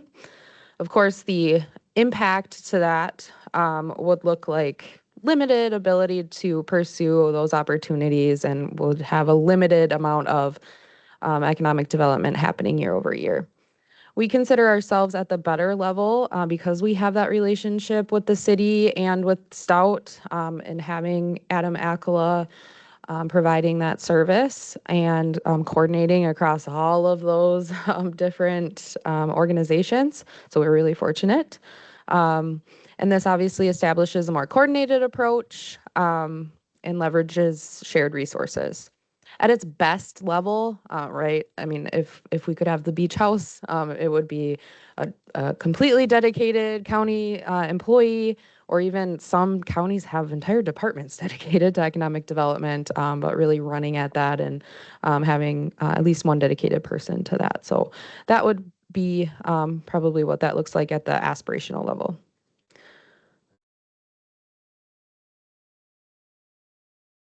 The next service, so we do have a relationship with the West Central Regional Planning Commission. This is required by the state for us to provide funding to the Regional Planning Commission. So at its basic level, we are, have that relationship with them, but maybe we're not taking full advantage of the resources and working with them on a regular basis. I would say that we are at a better level for this. We have the relationship, we meet the state requirements, but we are also utilizing their services for things like comprehensive plan and things like that.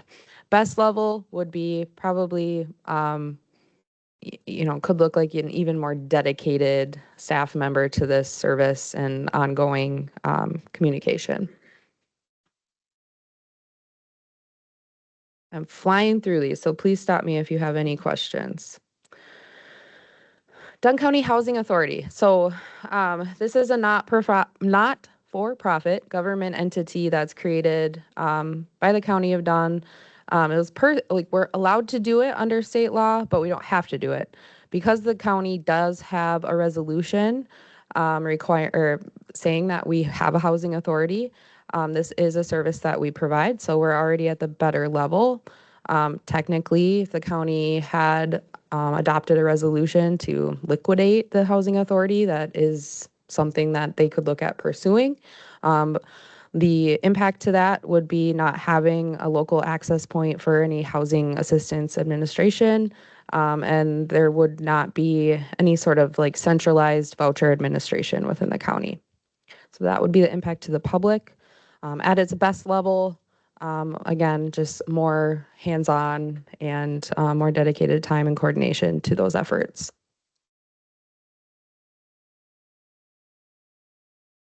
And lastly, so the county is required by the state to fund libraries at least 70%. So at its most basic level, the county is required to fund at least partially. This would meet the legal requirements. Dunn County has chosen to fund libraries at 100% of eligible library costs. So we contribute an additional 30% to libraries across the county. And at the most aspirational level, which I consider we're in between better and best, because there are case-by-case scenarios where a certain library may need additional capital funding for improvements or projects or things like that. We did have a recent example of that with the Colfax Library, and had provided additional funding for them to make improvements. So that was the really quick run through of our external organizations. Any questions? And these are all of the services that the Community Resources and Tourism Committee oversees. So that's why we're bringing them here. Has there been any attempt at, so there's 6 different categories here that everything's kind of fit into? Yes. And so we're looking at each category individually against itself. Has there been any attempt to rank the categories in total as far as importance and a priority as how they rank within the group? So we won't be asking you to rank against like services against services.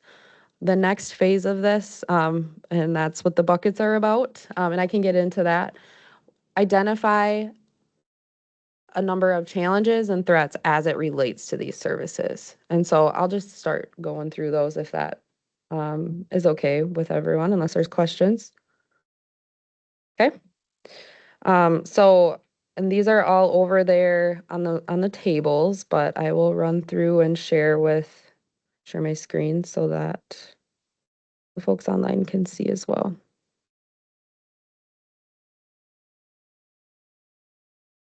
Okay, so Garrett can speak a lot more in depth to this, but I will give it my best go.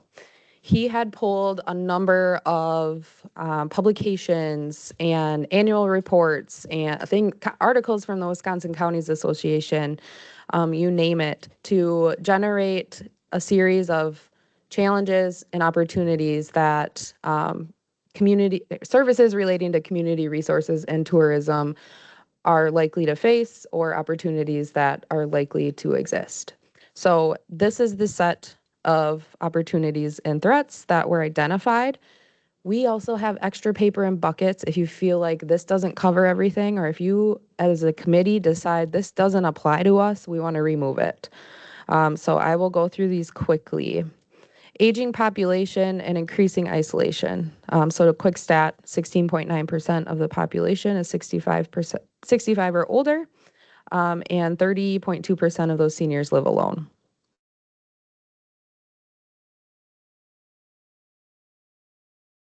The next concern is sense of community. This kind of goes along with the talk about the loneliness. Do they call it a pandemic or epidemic?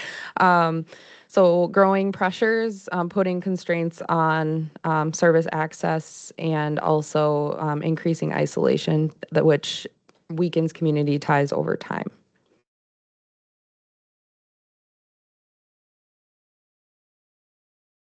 Rapid agricultural automation and innovation.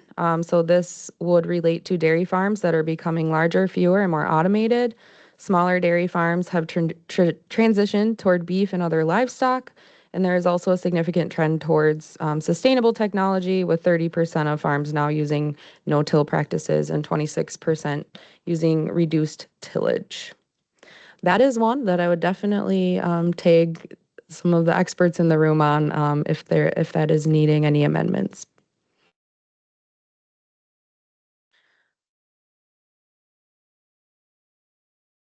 Does that include,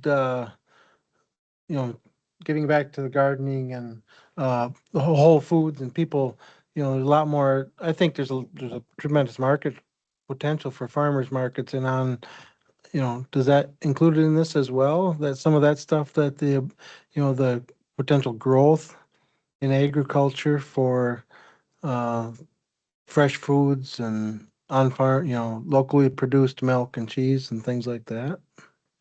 I think it could. I don't know specifically about how it could relate to more homestead farming. Yeah, I think that would That be might not more relate. of the farm to table food systems. I don't know if that's reflected in these slides, but if not, that could be something that you could certainly write down as a new bucket.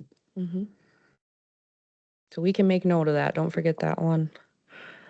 Okay, systemic water quality challenges. So pollution being the second most urgent health issue, 12.1% of private wells exceeding EPA nitrate standards and significantly higher than 8.2% statewide average.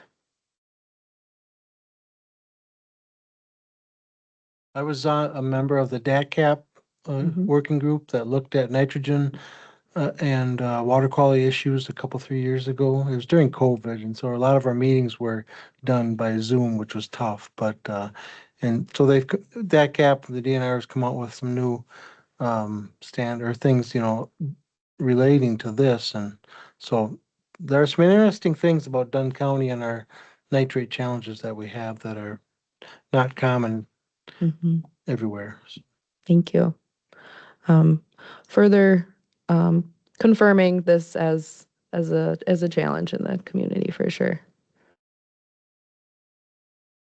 Interesting to me anyway, as running a large dairy farm, that all 5 dairy farms in Dunn County have relatively low nitrate levels in their groundwater because they're using manure as a fertilizer source, not commercial fertilizer.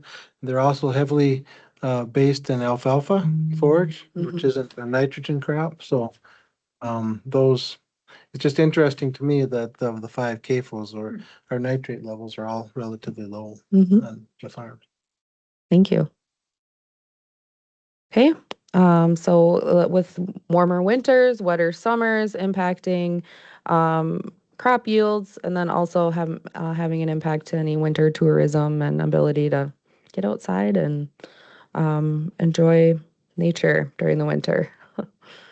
We have widespread financial instability, and this is really specific to those ALICE families, which is defined as asset limited, income constrained, employed. These are, while the median income is $64,420, roughly 38% of the households struggle to afford daily needs, falling below ALICE. This is as a opportunity, multi-unit collaboration, and identified efficiency of governance. I see this as some of the work that Garrett is doing in bringing regional collaboration together for leadership trainings and things like that. Economic development, again, our ability to drive net new construction and support tourism, business expansion, and contribute to long-term vitality of a community. And then the last one we have here are declining youth connectedness and rising mental health needs. So we wanted to provide the committee with a set of threats and challenges that were generated from a wide range of sources, because we know it's difficult to sit and like self-generate all of that. But if you feel like anything is missing or doesn't apply to the services within the realm of community resources and tourism, please speak up now, and I welcome discussion before we ask you to vote. If I may, Monica, Yes, please go ahead. yeah, didn't talk much about air quality. There's only certain times of the year that happens, but sometimes it lasts longer than it should. I was wondering if you hadn't talked about that much. Is that something we're not going to work on, or? I would welcome discussion from the committee on if you would like to add that bucket. Yes, please. I would agree, Dan. I think it's a big issue. I mean, we've noticed, and not necessarily, sometimes there's nothing we can do about it. You talk about the Canadian smoke or things like that and how much it affected our livestock and crops the last couple of years. But it's been a big impact, at least from a farming perspective, on animals and crops. Okay, so Dan is suggesting that this could fall under climate impact, I think, with temperature extremes and sometimes dry periods causing the forest fires. Does that feel relevant? We can make a note. Sure. Okay. Sure. And Sorry, as we're going through this, I want to, so these are really those threats and opportunities. So it's, as we look at the scope of the world, or the community, these are some of those outside factors that we would look at to say, these are important things, or these are big threats, or these are great opportunities that we think we should look at. And so that's what that voting is going to say, is like, these are things that we think are important, or things that we need to really think about. And then your next step, little secret, there's gonna be homework, is really going to be looking at the programs that are provided. So that service catalog that we just went through, and looking at those threats and looking at the programs, and kind of, as you cross those together, how are those threats going to be impacting those programs? And because of that, what are some of the changes that you might want to make to those programs? So just trying to put a little scope around the work that you're looking at and what this list actually is. That makes sense? No. No? I don't understand what we're doing. So we have a list of priorities or problems or something, and we're gonna be using these quarters to vote about which ones we think are most important, and that's gonna be used somehow to guide policy? Explain. So, it's really trying to help you in different ways of how you're going to look at those services that are being provided. So, let's take an example, right? So we have climate impacting yields and recreation, right? So if the committee were to determine that this particular threat, we'll call it, is something that is really important, that's something that is top of mind, something that you really need to be thinking about as you do that. So now we're going to look at those services. So is that going to, Adam's in the room, sorry, Adam, right? So what is the impact of this climate on economic development? Is that a big thing where we're going to have to make changes, or because of this impact, we should make this change and this change to economic development? Now, as we look at this, it's talking about impacting yields. So maybe as we look at some of the agricultural areas, this particular area being something that's top of mind, we might need to make a greater investment into that agricultural area because we've identified this as one of our larger threats. So that's kind of the cross-reference between those two areas. So you have a little worksheet in front of you, and that'll be after you identify those, where you can go jot down some notes as we move forward. The next phase, next month, is really going to be you evaluating all of those services and thinking about where you're going to want them in the future. So what we're trying to do here is to help you have a little understand those services, but also think of some of those external factors that'll impact how you might want to make recommendations to the board moving forward. So today and the activity with the quarters and all this is just a way to help us understand what's going on. And then we go home and we do some homework and we come back in a month and then we start talking about policy. Correct. Okay. Yep. Thank you. Go ahead. If I'm not think mistaken, Dan, you want to kind of prioritize this a little bit, then like item 1, 2, 3, 4, put them in order and then discuss them as a committee, see if we all match or what each one of us think is the better one to hit. Is that kind of what it's about? Yeah, so on site here, Bob, everybody has quarters, and there's some buckets across the room. So we'll figure out how to do that, but they have 5 quarters. So they'll put quarters into the buckets back here, and we will add up how many quarters are in which bucket. And the bucket with the most quarters is the most, are identified as the greatest opportunities or threats. So there are nine area categories over on the side there. So we got to figure out how to get your quarters into buckets. They'll be there tomorrow. Or are they just there today?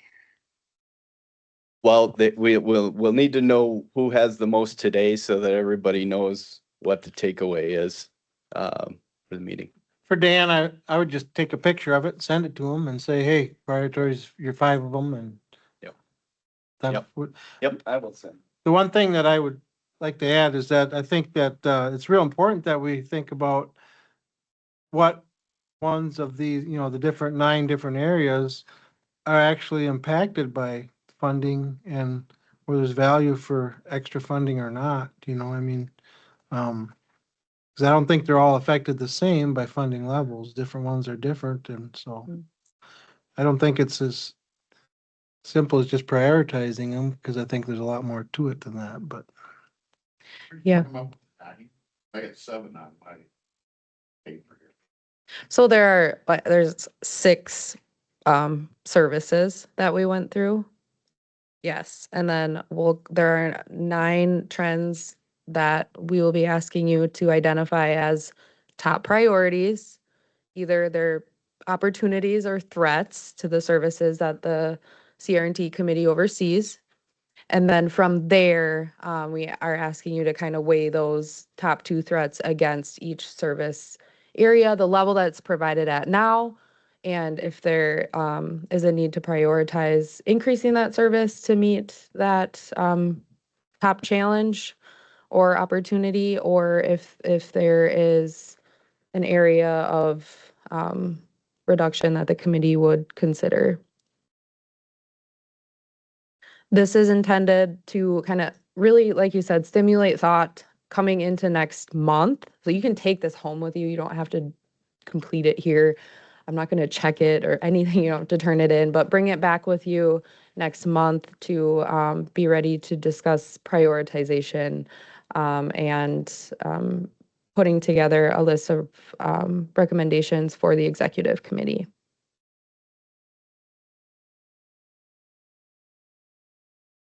So now is the time when we get up and we do the thing with the As quarters. long as you feel like, I mean, if there's anything missing here, or that doesn't align, this can be amended before you do the voting exercise. Yes, please go ahead. So the ones that you listed off of there, that was developed by who or what? A variety of sources. So Garrett had told Wisconsin Counties Association articles, annual reports, Garrett basically made that list that's up there. using state sources. Absolutely. That's all. Yep. And from my understanding, local, because I believe he pulled the Chip and Chaw in here. I didn't help him create it at all, so he asked me what other sources, and so Chip and Chaw is, so that's the health priorities that they come up with, and then some of the demographic information, some of that. So that was all been pulled into this, from my understanding. Yes. And like I say, that's in an effort we're almost hitting 2 hours. Yeah. We could have developed all of them in the meeting. So it's really an intent to get you started. Here's 9 that we put together.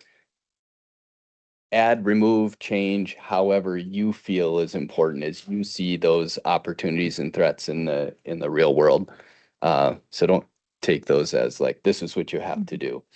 This was intended to get you started.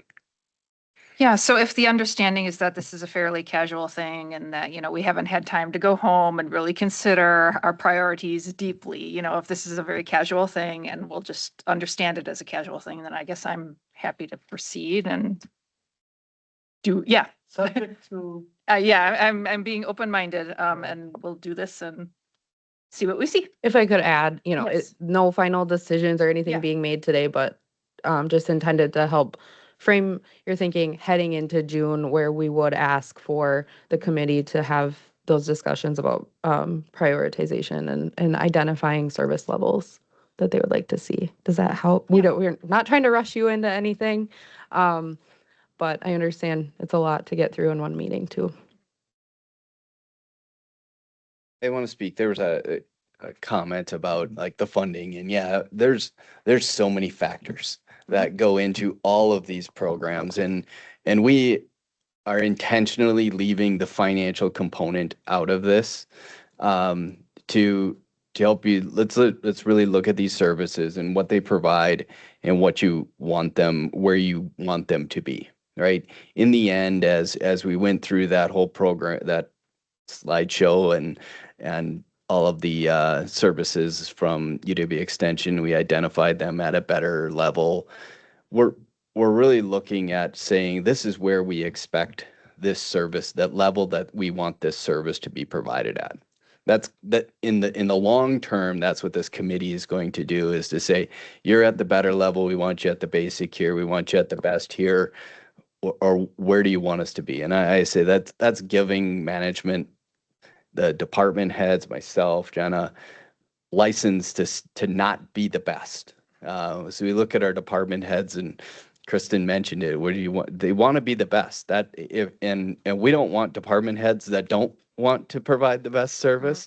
And so when we're asking them to back off, this is really what we're looking at: is where's that guidance of the this is the acceptable level that we want you to strive for moving forward. That's really the long-term goal of what we're going to get to, and this is really just a way, as we look at that, to look at it from a different perspective.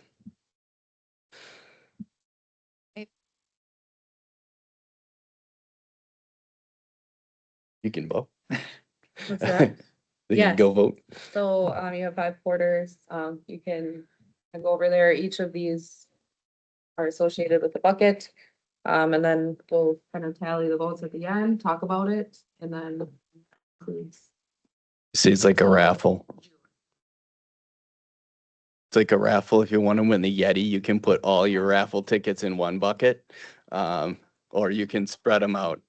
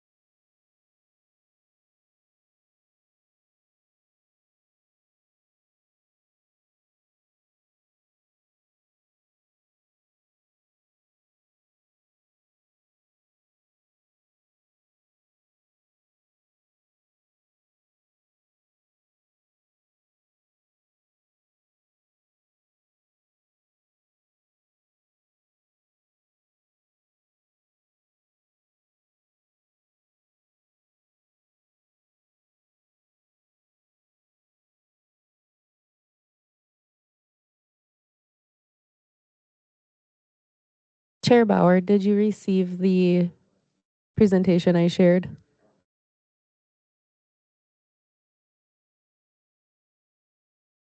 Sorry, I got it on my phone, but I can't read it. How's that? I don't have Okay. it.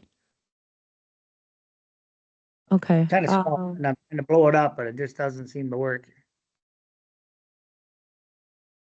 Yeah, Okay. we drop them in for me or what? Is that? Yeah, I could vote for you is what I was going to suggest. Let me see if I can There, send you that's this probably list in an email instead. Does that work? Oh, this, I can read it right there. Now that you got it. Well, You can now I read missed- that? Whatever covers up. Hang on, I'm gonna send it in an email so that you can see the full list.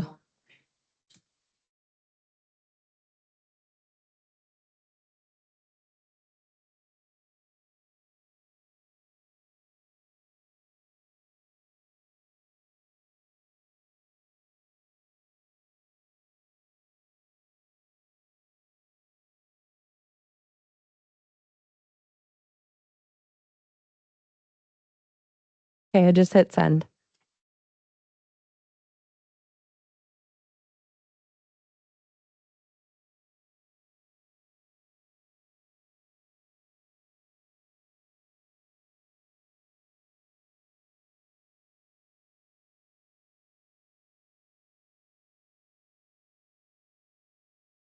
Not seeing it come through yet, so.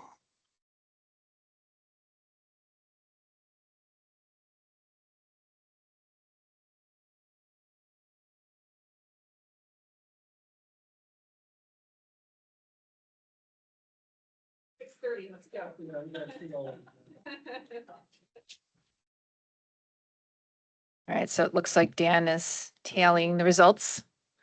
Yeah, throw me an 8 and 5 for sure, but I don't know about that. Here, do you want this microphone?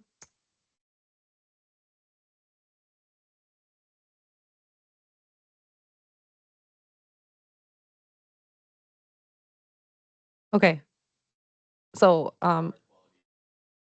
without Supervisor Bauer's vote, economic development and agricultural automation and innovation were the top two. What's the third one? Okay. Water quality. Yes, I agree with water quality. Yeah.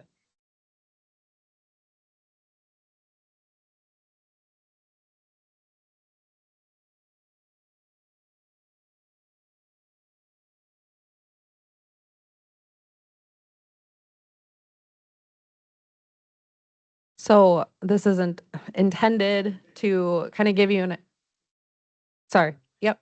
So there was a tie between water quality in third and multi-unit collaboration and government efficiency.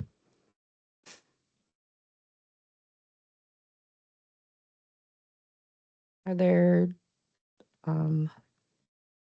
thoughts, comments, questions from here? Our email still hadn't come through, so that's all right. What did you say, Bob? I didn't catch that. The email just hadn't come through yet. I was gonna take a look at it, but that's all right. Oh, okay. I got the voting in, but Dan had texted you on your phone, so I don't know if you might have gotten it on your phone, but.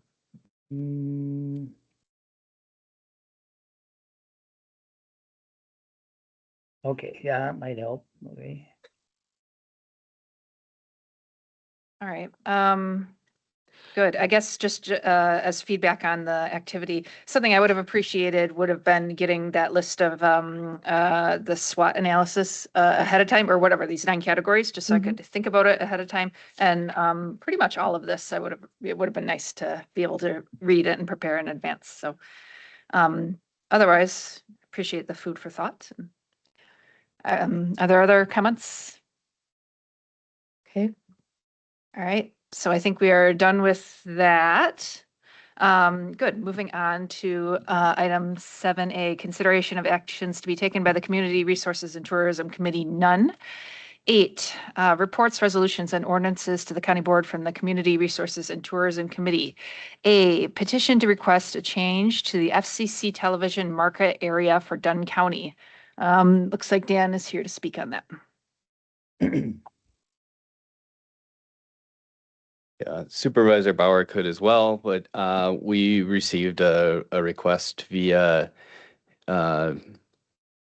really just a website submission a couple months ago, and Supervisor, well, at the time, Chair McCullough and I had discussed it, and it was an individual asking for us to look into this. So, so he forwarded it off to Chair Bauer to see if we wanted to add this item to the agenda. So that's why it's there.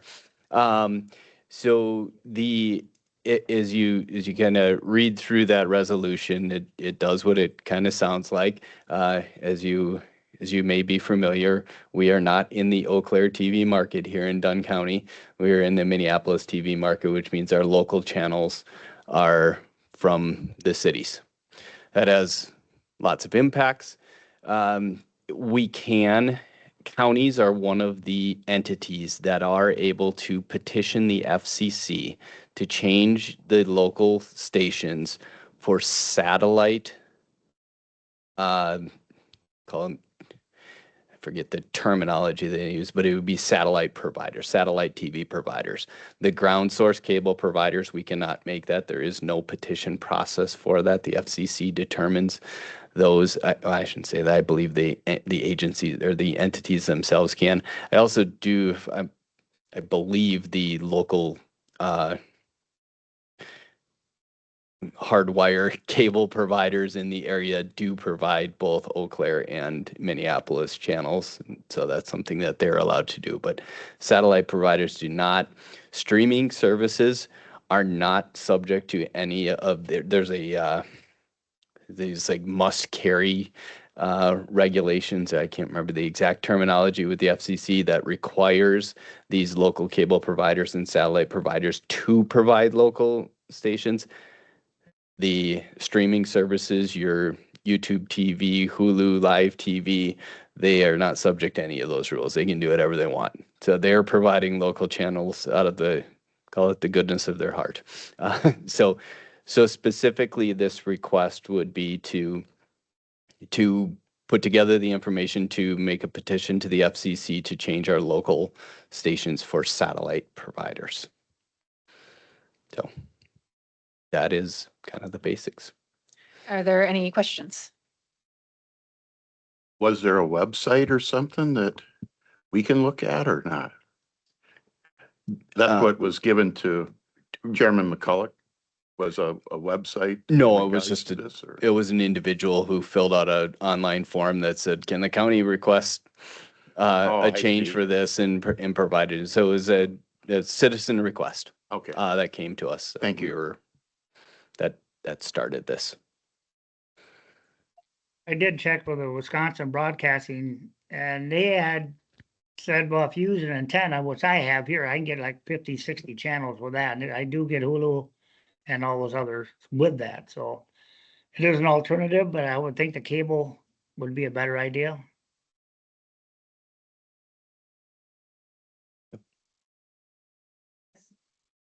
Are there any potential downsides that you know of or foresee? I mean, I guess, so if I were to look at it, I think the likelihood of the FCC making the change at our request is probably low. So, you know, that to me, the biggest downside would be just staff time spent in putting that together and putting it out there. I as Supervisor Bauer said, I have an antenna set up specifically so I can get Packer games in Menominee here. But I do think that there is some value, and I really look at that from, you know, especially as we get into election seasons and things like that, and even our small businesses that are advertising, their ability to, the market that they have to advertise to is paying Twin Cities prices to advertise to the Twin Cities for somebody to come to a business in Menominee. And the cost, I'm not a small business owner, but if I was a small business owner, my guess is that cost is not worth the drive. Now, as you talk about the Eau Claire market, I'm guessing the cost is lower. You're also hitting more people who are maybe more likely to come to your business. So I think there's some value there, as well as when we look at the elections side of that, to be able to get the information, and the news would be the other part. I mean, I can tell you, we put out these press releases, and the first phone calls that I get after these press releases come from the Eau Claire TV stations. They do not come from the Minneapolis. That's where our news, those are the people who are reporting on the activities that are happening here, but our residents don't get to see that news. So it seems weird. So technically, right now, we're just in the discussion stage. If the committee wants to go forward with this, am I not mistaken? Or we can just decline it here and not go anywhere with it. So it's up to the committee, I think. It goes from here to the county board or executive committee?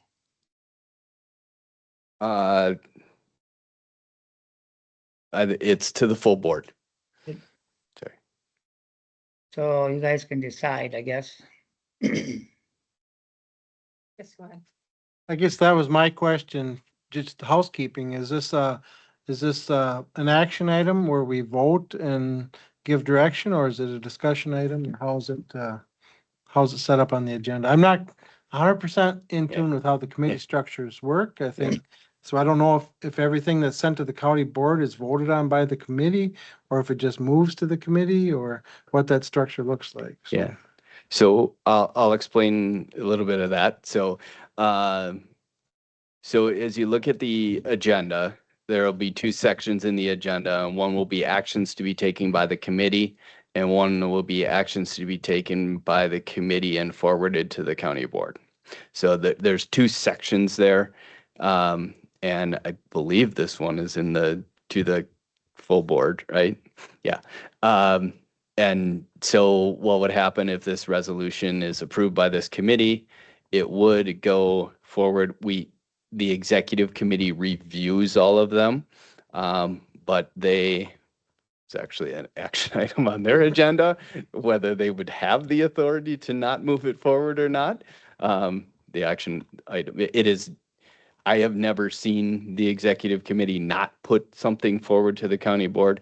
And the item that is with the executive committee tomorrow will be to codify that so that anything that the committee sends to the board will go to the board.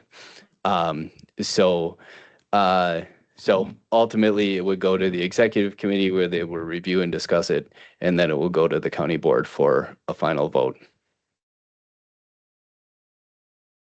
And that would happen in a week.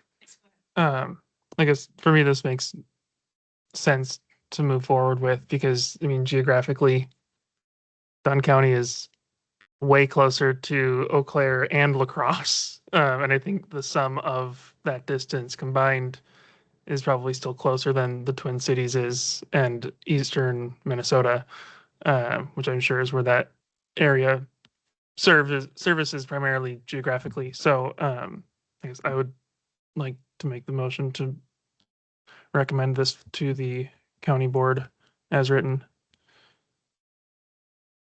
Are there any seconds?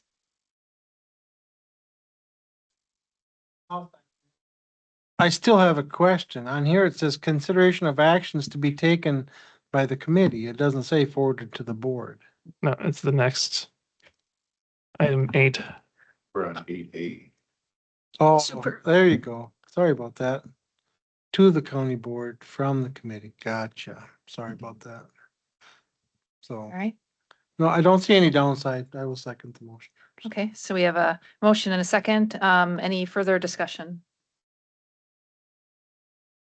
Sounds like we're ready to vote. All in favor? Aye. Aye. Any nays? Motion passes. All right, moving on, 9 announcements. Next meeting date, Tuesday, January 19th, 2026 at 4:30 PM in room 60. Oh, I'm sorry. What did I do wrong? June 9th, 2026 at 4:30 PM. Thank you. Anything else? Otherwise, we are adjourned. Thank you. Thanks, everyone.